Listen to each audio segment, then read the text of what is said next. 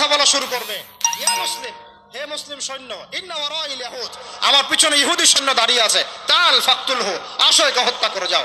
এই দৃশ্য দেখার জন্য এখনো এই সভ্যতা বাকি আছে ইনশাআল্লাহ। ইনশাআল্লাহ আমরা 10 গুণ চড়া মূল্য আদায় করবো ইনশাআল্লাহ। আমাদের মাজলুম ভাইদেরকে হত্যা করা হয়েছে, আমাদের বাচ্চাদেরকে বোম মেরে হত্যা করা হয়েছে, আমাদের বোনদেরকে দিনের পর দিন ধর্ষণ করা হয়েছে, বিগত 100 বছর হয়ে গেল। আর আশপাশে অনেক মুনাফিক বসে আছে, এরা টু শব্দ পর্যন্ত করতে পারে না। ধিক তোমাদের রাজতন্ত্রের উপরে, তোমাদের ক্ষমতার উপরে ধিক্কার জানাই আমরা।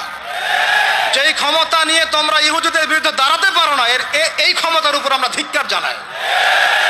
ওর চেয়ে ওই মাজলুম ভাইরা অনেক ভালো যারা ওই গুটি কয়েক লাঠিসোঁটা নিয়ে এদের প্রতিবাদ করেছে। ইনশাআল্লাহ এই প্রতিবাদ কিয়ামত পর্যন্ত থাকবে ইনশাআল্লাহ। আর আমাদের সরকার যদি আমাদেরকে সুযোগ করে দেয়, ইনশাআল্লাহ আমরা সেখানে শরীক হব ইনশাআল্লাহ। আমরা তো আর বিচ্ছিন্নভাবে শরীক হতে পারবো না। আমরা একটা জাতি গঠন করব। আমরা তো রাষ্ট্রের বাইরে না, আমরা সরকারের বাইরে না।